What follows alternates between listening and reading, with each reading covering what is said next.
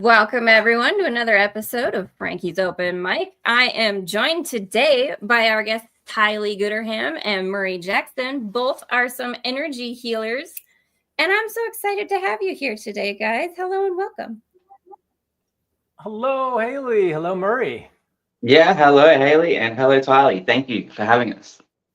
Yeah, I'm excited for us to get into the conversation, but for those at home who may not have met y'all yet, Tylee, I'm going to start with you. If you could give us a little intro to you. You have been on the podcast before, but tell folks a little bit what you're about in your energy healing spaces and what are you excited about right now for 2025 in the energy world? Sure. Okay, well, I do past life regression work. I've done applied kinesiology, which is otherwise muscle testing, and all aspects of that being the psychological, structural, energetic, all the pieces of the body that can be worked on, because everything's energy. So we have various groupings of energy in our body, structural, bones and ligaments and whatnot. And then we have the energetic piece. We have the emotional piece, which is a huge thing, which has been the focus of the things in people I've been working on, because people don't have a tendency to address emotions, especially when they're young. Do we oppress our emotions and do we bottle those things up? Have we been taught in society to keep that? Oh, guys, what? Yes, we do, Haleigh. and we're working on it, y'all. That's why we're here, right? Yeah, exactly. And don't ever be afraid to cry, because crying is another emotion that humans have. And those that don't and that have been taught to suppress that emotion, that excretion of tears that's actually the symptom of releasing the emotions behind it. And that's how you heal. That's how you heal these emotions. And those that are taught, big boys don't cry, big girls don't cry, then those are the ones that have issues that grow into physical things, pancreatic cancer, and wherever the emotion is that's wanting to come out, that's where the emotion is stuck in the body on that organ, and the organ starts to decay. Like the physical emotions or the non-physical emotions have a place in your physical body, and they stick there until you deal with them. And if you don't deal with them, they start to erode the physical matter that they're attached to. So that's what we work on in the applied kinesiology world. We'll find the blockages and I use traditional Chinese medicine to find the blockage. And then I have a series of tools to tell me how to release this thing that your body says it has. And then we move on to the next thing on the layer of the onion that needs working on. That must be peeled away for you to be the full you, right? Yes, precisely. And then so the most recent thing that I'm interested in is something called QHHT, which is it's quantum healing hypnosis technique pioneered by Dolores Cannon. Many of you have heard of her, and we take somebody into a past life, navigate them through the life, and then take them eventually to their higher self, where we can ask questions and have the higher self heal ailments that they've brought to the session. It's very, very powerful. It's very fantastic. It's just so much fun, and the elation that the clients have when they walk out my door, I'm just flooded with love and gratitude, because they didn't believe that this is possible, that they could connect with their higher self this way.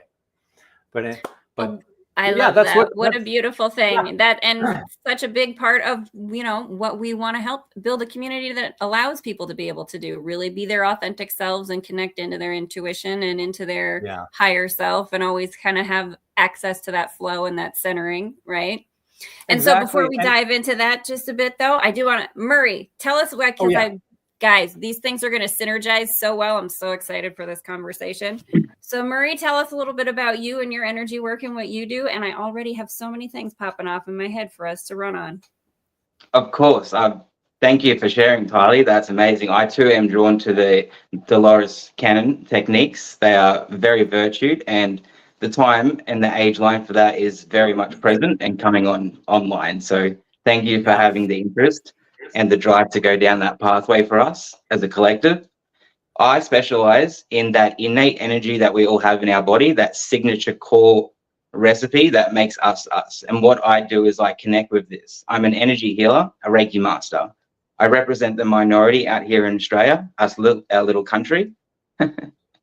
And I work with this innate energy to unblock those stagnant, repressed and suppressed emotions that we were speaking about earlier. How I do this is through a conversation with the being, getting into that flow that we do as human beings and finding that present moment. Once I get that being back to the present moment, that allows for a place of trust within themselves and their outer environment. When I can create this setting, that allows me to dive deeply into the connection of the higher self and the soul aspect. And once I start working with the soul aspect, that's when the team come online and I start working with their guides and other affiliates, I'll call them, that feel inclined to be present in the moment. A lot like the QFFT method, I will diagnose based on an energetic response or a feeling to where I think there could be some blocked energy in the body causing that sense of decay or dis-ease. And I'll work with that until such time as it releases. So that could be 10 minutes, that could be 25 minutes. It's a lot of fun. There is no doubt about it.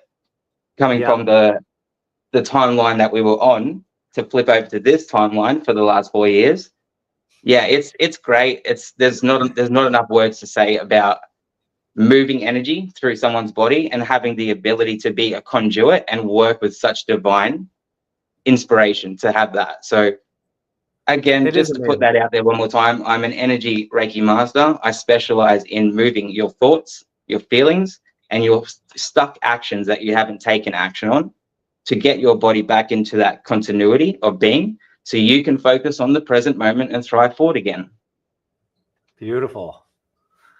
I love it. So I was going to say the consistency that we have between us and all energy modalities is releasing the stuckness of energy that is stuck. Basically, everything is energy. So we've got to have the energy flow like a river through our body. And when that stops, there's a blockage. And it's at that blockage that, Murray and Haleigh and Tylee and those of us that do this kind of thing find it and release it in whatever tools that we're using. And that's ultimately what you need to do is release this blockage. So where I want to jump into for as we're talking about this, and because I do think it is such a prevalent part of very much for males and masculine energy, but also for, females who struggle a bit with their own masculine energies, right? The crying release, right? Like we should all be comfortable crying, but that is not something that at least our cultures, Western cultures, or, supposedly sophisticated cultures, right, have really entrained their people to be able to do. And it's something that even, I personally have struggled with, being able to cry openly with other people when they have difficult emotions, right? Because I did not come from a place where again, very conservative area where I am, kind of, certain expectations of everyone to just kind of put your head down and deal with it sort of thing, right? Very sturdy kind of people surviving the hard winters very much, right? So talk to me a little bit about this, right? So I'll dive into it, gentlemen. This is the place to start, right? Crying when you have a little bit of blocked energy with your masculine. Where do you start? Whether you're a man or you're a woman, you do have those energies, and we've all been, again, trained not to have that release. So Tylee, when you're working with clients, for example, what are some of the things that you might do for someone who has even, that as an initial barrier to processing emotions? Oh yeah. And it comes up a lot, especially during the session when the person is going through it's called somnambulistic state, which is when they're in that past life, you're communicating with them real time. So they're now this being and they're experiencing some kind of emotional event, because that's what going to these lives really uncovers. And beforehand, though, before I take them into a session, there's a long interview process. And it's in that interview process that we gain a kind of rapport and we gain a trust. And I make it very clear that emotions, I give them kind of like a 10-second review on how emotions work and how much they play into our livelihood, and that they should feel as comfortable as possible to just trust the emotion coming up and allow it to process out. It has to find its way out. So whatever comes up, anger, frustration, laughter, crying, allow it to just come out, because it's there showing us some reality. So that's what we do in the first stage. And then during the session, they are now experiencing some trauma, and then tears start to well up. And when I notice, and in these kinds of sessions, it's very key to keep an eye on their facial expressions, because they'll often show an expression before they say any noises or words. Mm-hmm. So it's key that you pay attention to the facial features. And when you see that they're in approaching a traumatic state, I'll subliminally kind of say, it's okay to feel these things. You're safe. You're completely safe, but you're okay to process these emotions. If you need to cry. Allow that to release so that we can move on to the next stage. And I do find it more often than not, people are trained in our lives to suppress this stuff, because mm-hmm. that's just how they were brought up, or they're trying to be stoic in very tough situations, So posturing, yeah. Posturing, yeah. Murray, I was going to say, this is something again that we've kind of had some conversations on before. So if you want to jump in here too on some of the parallels in conversation that we've had with this similar, unable to allow those emotions to express because we've been taught they're not acceptable.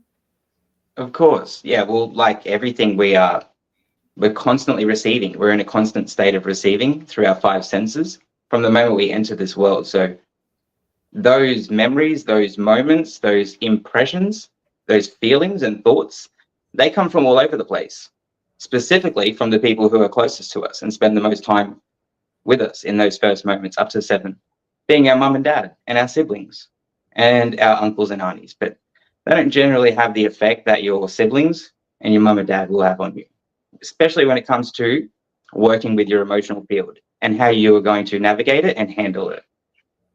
Using myself as, I guess, an example here, growing up with a very rough childhood, crying was not socially acceptable, and it definitely wasn't stoic.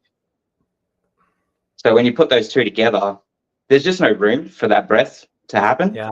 So that becomes a very deep place of resonance for that energy to sit continuously and build up, like we just spoke about.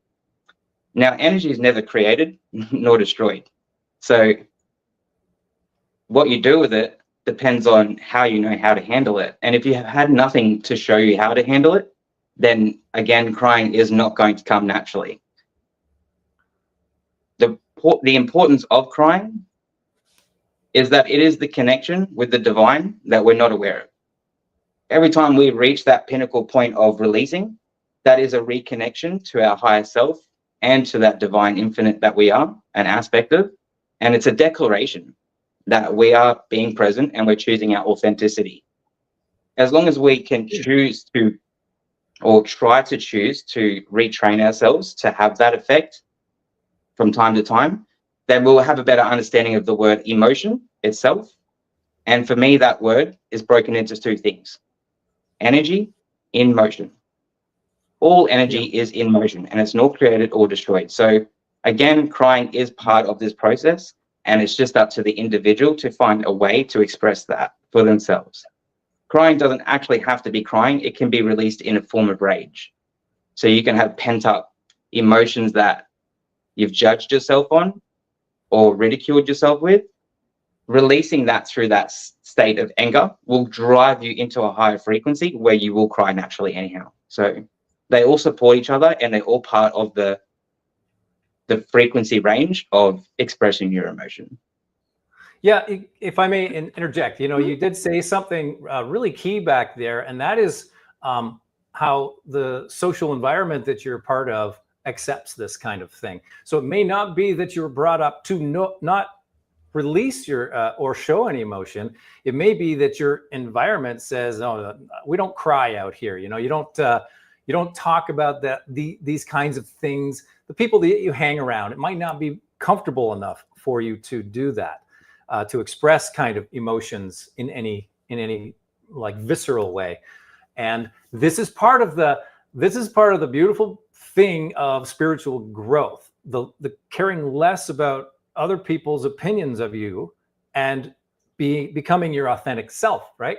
So my authentic self is dealing with some sad thing right now. So I'm gonna cry, and you know, you deal with it.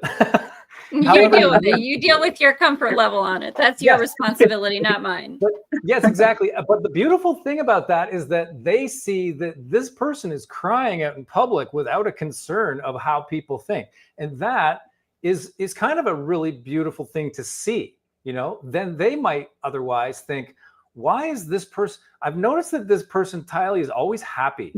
And I'm noticing that he's crying right now. And he's obviously, you know, okay with doing it in front of us.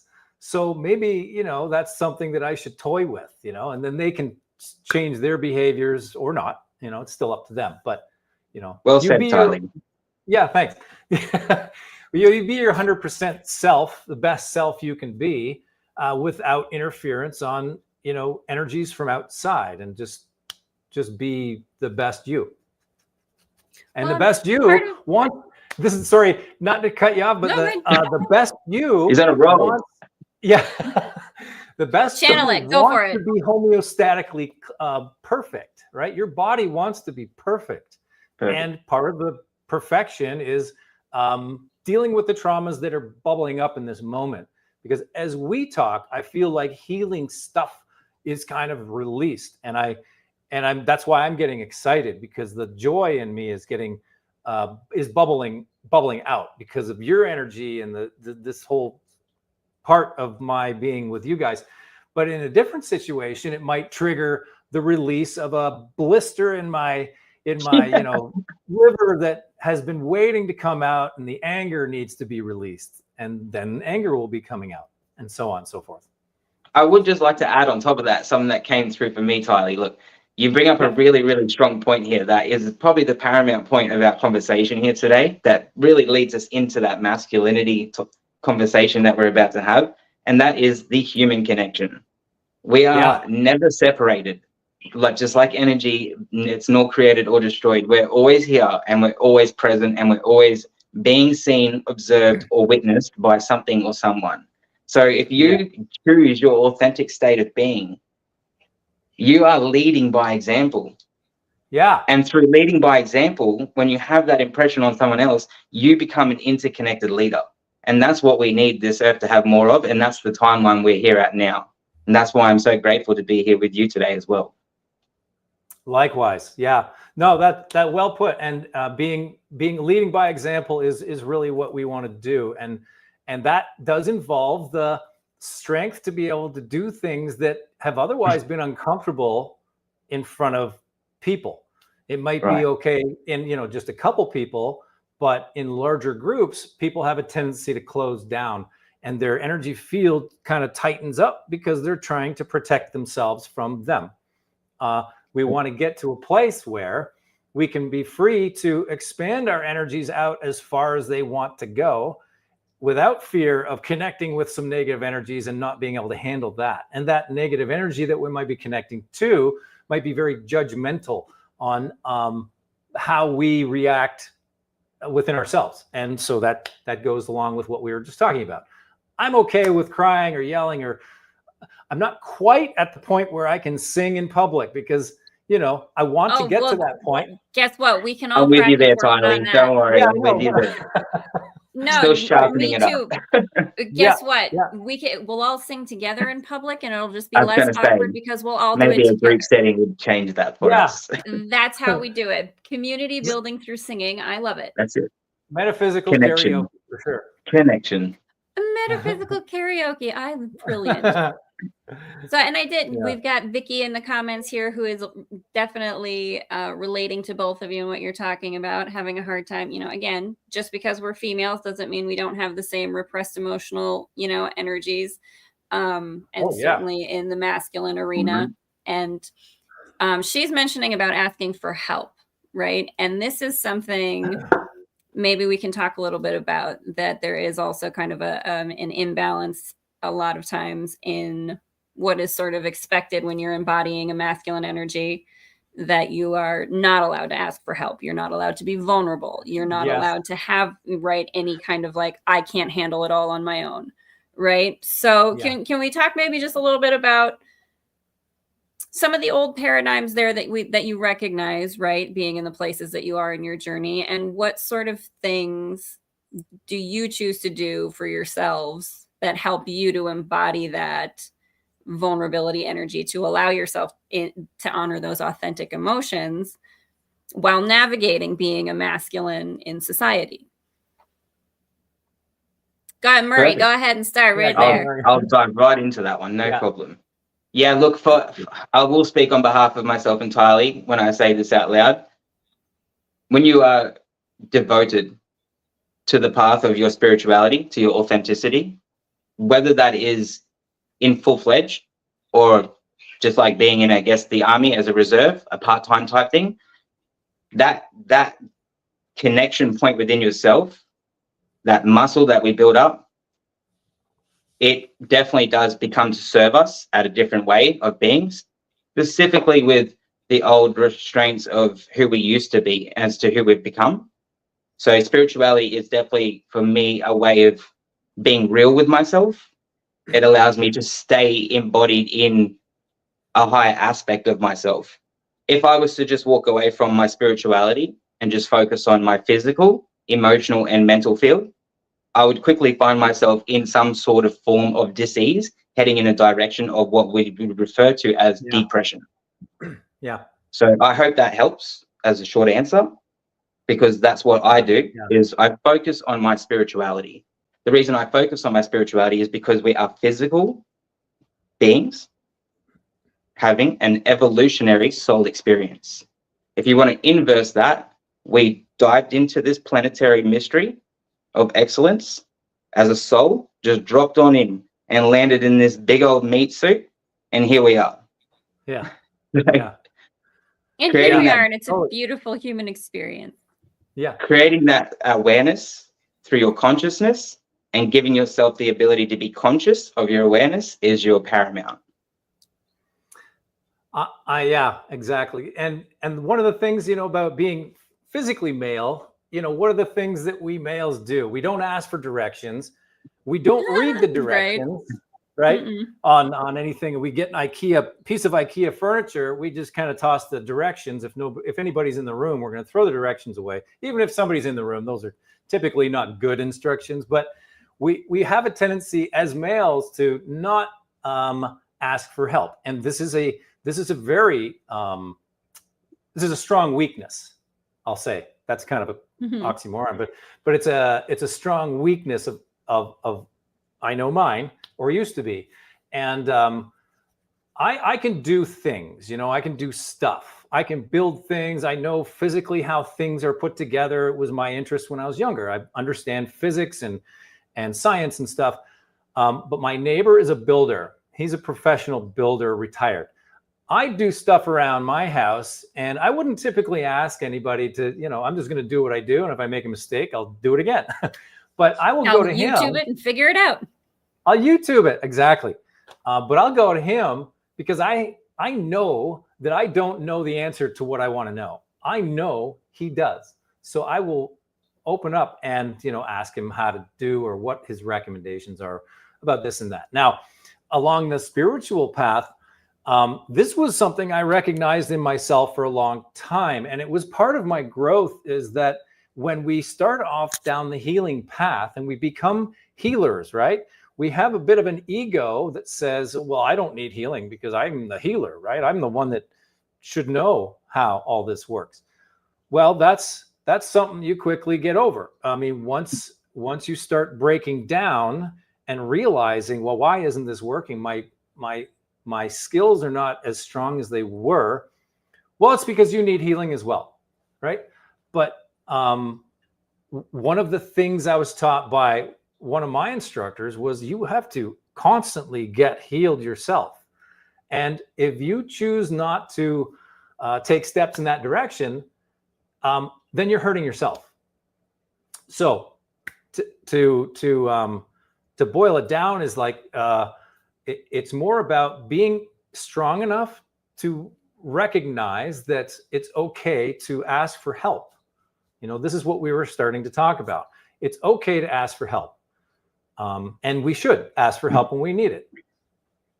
And so I want to dive into go ahead. I have more. Don't worry. It's boomerang right here. I'll keep it. Go for it. Yeah. Just want to add on to that because it is a very valid point, and it's so strongly needs to be expressed here today.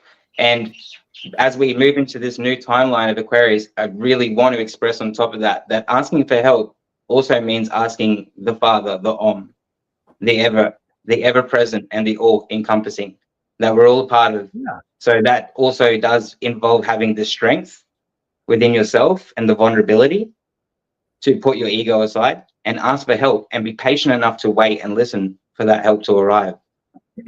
Yeah. Yeah. Well, and so this is going into kind of where I'd like to go with you guys just a little bit. That is sort of coming up for me in this conversation.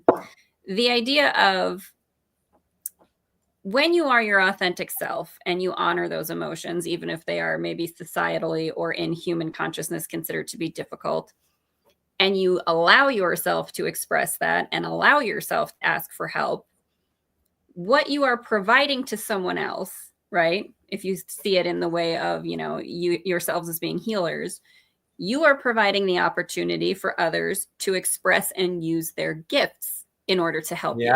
And that is a part of their purpose. So when you hide the things that you think are difficult that other people don't want to see, you're also hiding parts of yourselves that are opportunities for others, right? Yeah. And so when you need help, that's something where, and again, go dive into it as masculines. How do you shift that paradigm for yourself, embodying your masculine energy and also recognizing that you are being supportive when you ask for support? How do you kind of square that with that old paradigm, right?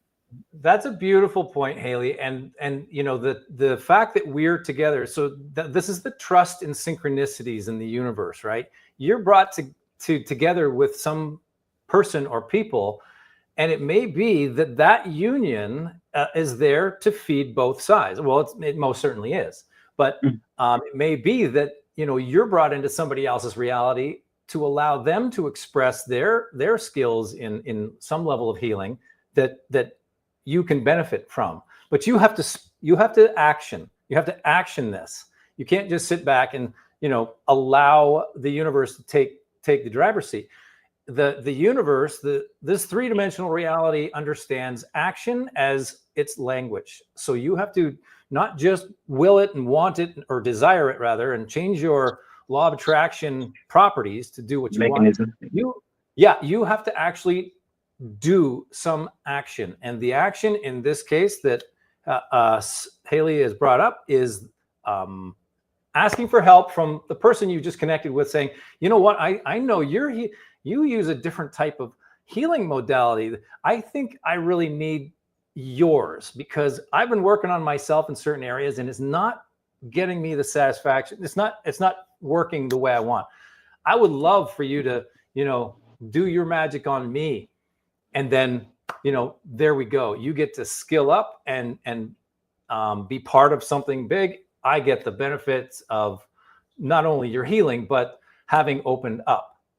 Now, I want to just say one other thing that keyed off something that you guys said, was that we also have to be available to, or We don't have to be, but we have this broad variety of beings available to us all the time.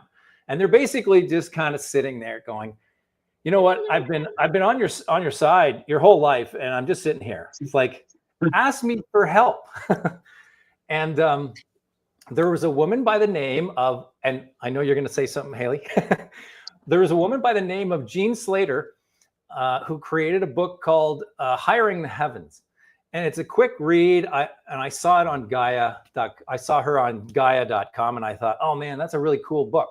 So it's basically taking advantage of the beings that you have around you all the time to incorporate them into your daily life. For example, if you wanted to buy a house or buy a car or have some kind of a project, well, you say, okay, team, you get into your state, and you say, okay, all those that are willing to participate in this project, of you, I want the most skilled property listing agent amongst you, because I want to sell my house first. And then I want a somebody skilled in understanding geography and land placement, and I want that person involved as well. And then you pick up all the people that you want in this project. You give them tasks. Say, this is your task, this is your task, and I want this done by the end of the month. Okay, so now there's a intention to give these beings that are attached to you all the time anyway, tasks. Not only that, okay, so that's action one. This is like practice and project coordination and like delegating task work to people. All of a sudden, you're a project manager at the highest level. Well, right? And you don't have to do and you don't have to do anything. These guys are doing the director. And then on a daily basis, or however often you see as frequency, you say, okay, we're going to meet, and if anybody is having any problems, give me a sign or give me an indication that there's a problem that we need to deal with. Otherwise, I'm going to assume that everything is on track for the end of the month. And then you just allow it to play out. And then the person, what an exercise in trusting the process. Yeah, exactly. Tylee, what a cookie that was, mate. Isn't that freaking awesome? And then by the time then your action comes up, say, okay, now they're putting things into place. So I've got to watch for the synchronicities to be handed to me, because they will be handed to you. And then you just, Now here's a little bit of a conversation that I would like to have for you, again, as sort of, I mean, we know what it's like to sort of navigate these conversations. Humanity's getting very chill and very cool, and we can talk about consciousness and these things that used to be considered wooey woo, right? A lot more openly than we used to.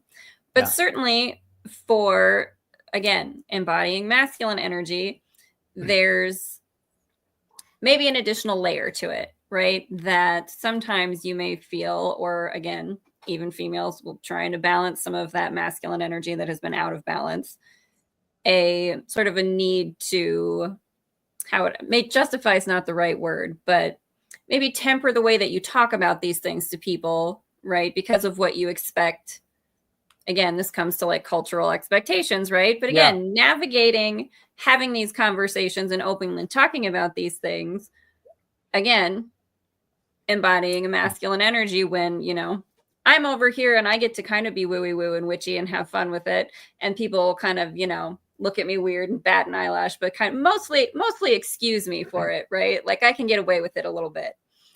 But out in public and when you gentlemen are out there with the general populace and having to embody your spiritual selves and your masculine selves, can you talk a little bit about navigating that? And what are the things that you do to maintain your authentic self, even in environments where it's not necessarily the norm or openly accepted? Yeah, sure. So to put great perspective on that, I work part-time as a truck driver and a heavy vehicle operator. So I have a great deal of responsibility around me at all times with my 360 awareness because of the length and the weight of the vehicle when I'm delivering these goods from the first location to the second. throughout those days, I'm met with a lot of energies and different frequencies that are not on the spiritual pathway. Yeah. Yeah. Now, this has an effect on you and your field and your state of being and your spirituality. Energy is never created or destroyed. So as it comes into your field, you have a conscious choice. Now, we have this benevolent gift that is given to each of us, and it can't be taken away. And that gift is free will. Inherently, we can use that with anything. And so my advice would be, get yourself some frequencies. Play your favorite song. Have a breathing exercise that you can incorporate that allows you to imagine the energy coming through you, passing down through the column and out through your feet, looping back around and repeating the process. And you do this as many times as you feel necessary until that immediate energy in your field doesn't feel so immediate anymore. This is a method that I use day in, day out. It works for me effectively, and it allows me to smile and keep my vibration where I like it to be. It is a responsibility though. So if you do have an interaction with someone or a group of people, or you go to an event and you leave that and you become unconscious because you got busy, something happened, someone cut you off, an appointment come up, your email triggered you, or the ever-ending list of things that overtake us from the analytical mind, it is a strong, strong lesson to go back and repeat the process and build that muscle. So don't beat yourself up if you do walk away and you store the energy. Just do it later on. And then shorten the process each time until you are in the moment creating the shifts in real time. That's when you have that interconnected leadership and you'll start to affect your environment, not be infected by your environment. Yeah, I love that. And I was going to say, you're in that's a very masculine environment, not entirely masculine, because I've seen a couple female truck drivers, but it's typically a masculine environment you're in. So dovetailing into what we were kind of just talking about, being able to do these things in front of your peers, right?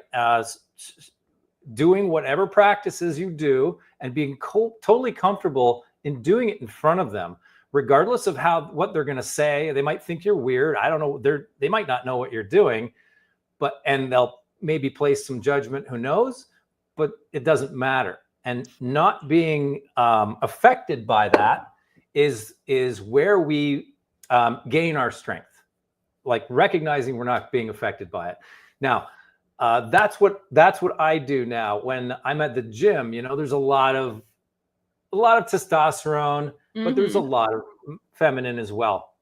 But what I do after a workout is I will go into the studio, which is kind of all glass. You know, their workout on this side and the studio is that side. But I go to the studio because there's typically nobody in there, and I will meditate, but I also run my meridians and work neural lymphatic points on my body and things that people maybe don't see out in the other side of the studio. And I'm okay with it. Like, I love it. In fact, I'm hoping somebody comes up and asks me what the hell I'm doing, because I'll show you. What's that weird stuff you're working on? Like, hey, guess what? Yeah, exactly. I'm happy to educate you, right? Exactly. A little sign beside you that says I'm open to questions while you're in. Right? Yeah. Like, feel free to ask any questions. Yep. I do try to make I will do it right out in the public area too. Because I really don't care. But again, going on what Murray had said is cycling your energies through your body, but also connecting to the earth and allowing the earth to receive your energy and cycling it through. Now, in doing that, we are pushing our masculine energy into the earth, which is over yin, right? Yin is feminine energy, yang is masculine. The earth right now is a little overly yin.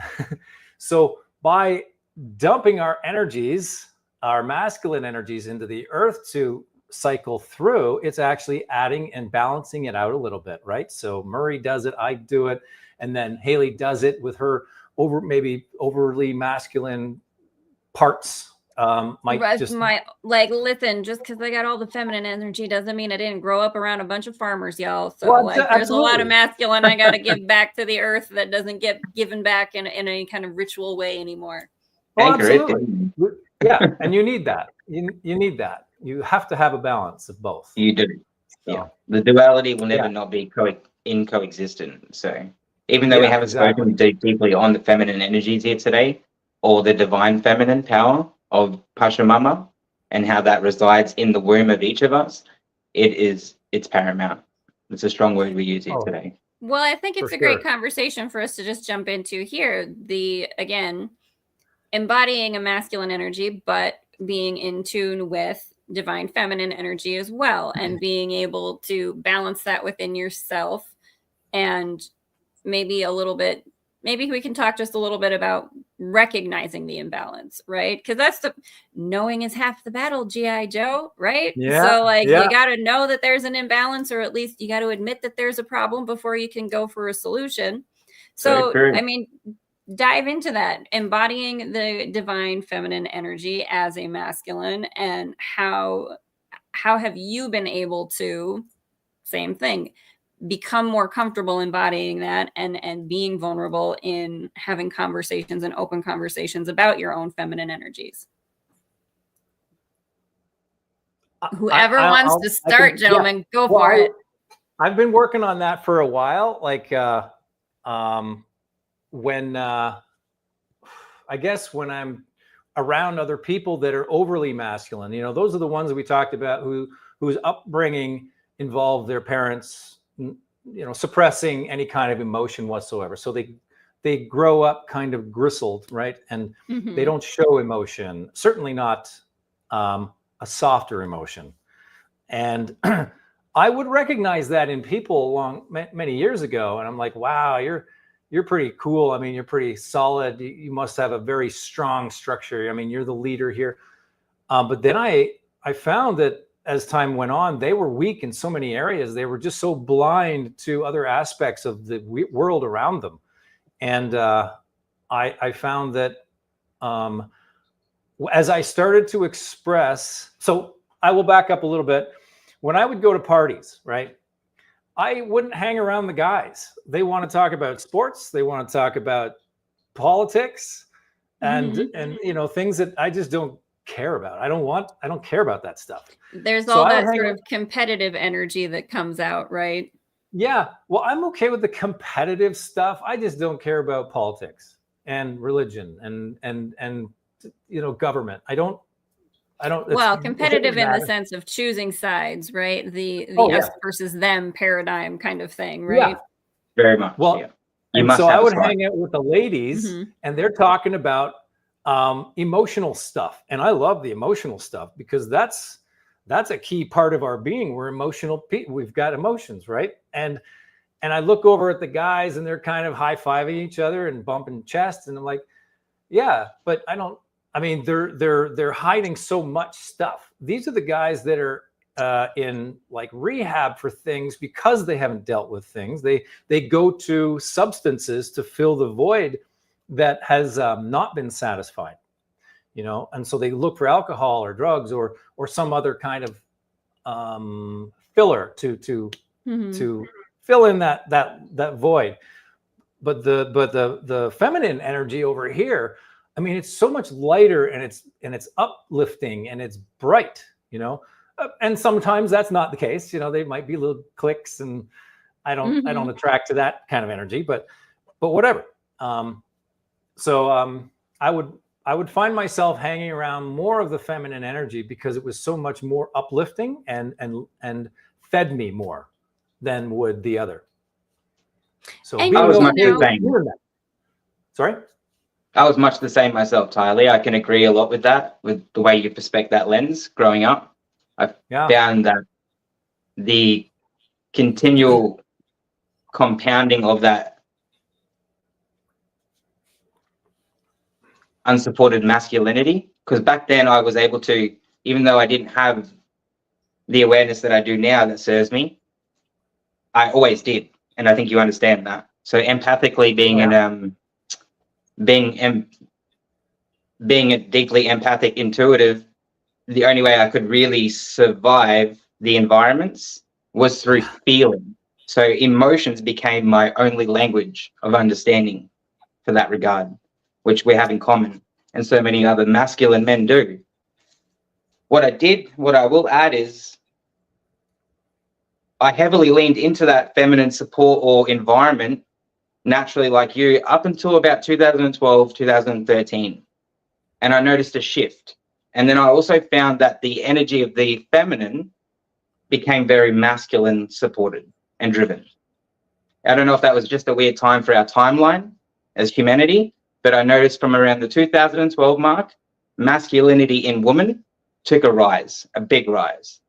So there was a lot of unsupported trust in those environments that occurred, which then pushed us empaths more into being authentic for ourselves again, which is where we needed to be. But just to go back to the very original question, how do we navigate these emotions for the feminine out in a public setting? It's pretty straightforward. We just go where we want to and where we feel we're safe.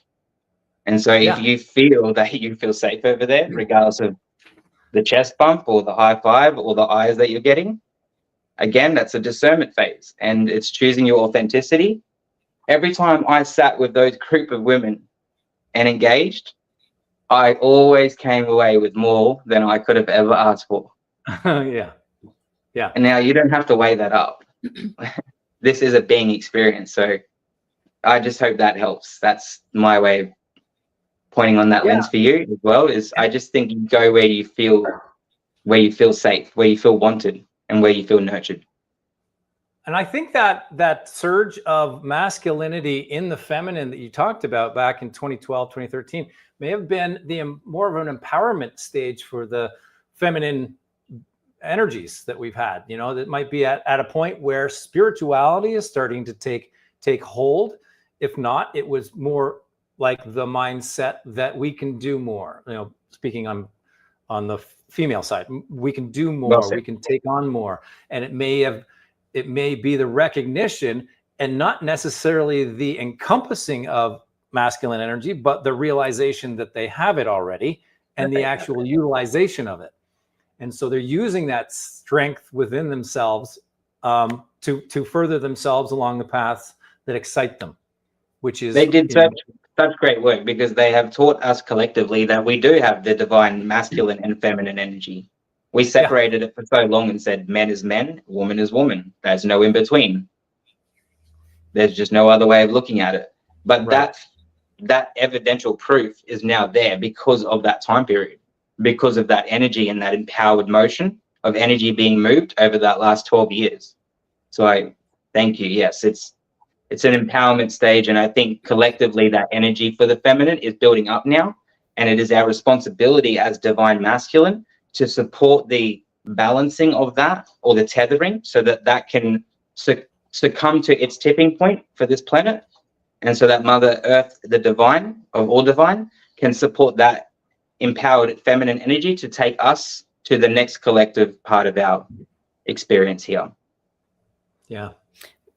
And, you know, on a broader kind of scale, the idea that, 2012 arena would, be when women sort of shifted into that masculine energy a bit more, the action, like think of just kind of the expansion of entrepreneurial opportunities on the internet, right? And then obviously COVID came and we all kind of like had to explore other avenues, if you will, right? So from a broader perspective, if you will, let's maybe just talk for a moment about the collective balance and trajectory of masculine, feminine energies, right? In hindsight's 2020 in our human linear understanding of things, right? But seeing that kind of a shift where women were more empowered to follow their passion, follow their interests, and trust that they have the ability to support themselves and not necessarily have to adhere to prior paradigms or dynamics of, needing to be in a relationship, right? And COVID came and taught us that we don't need to do traditional 9-to-5 things. There are other opportunities and things available that we can all explore.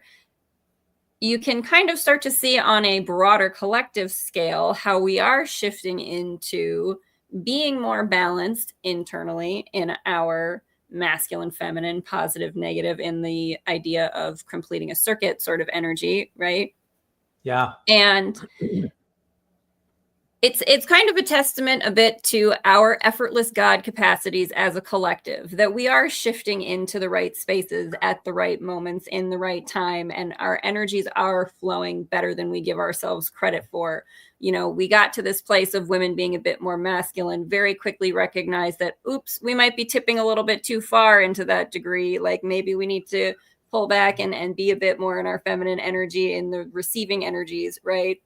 But let's keep it balanced. Let's not fall too far back, right? So broadly, things are going in the right direction. We're getting to a cool place with being able to be openly masculine and feminine, regardless of your gender, in whatever in the moment is the best energy for you to be in, right?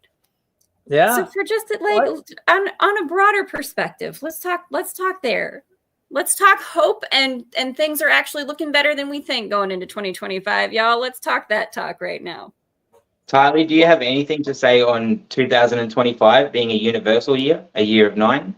Do you think that supports anything? I have a lot.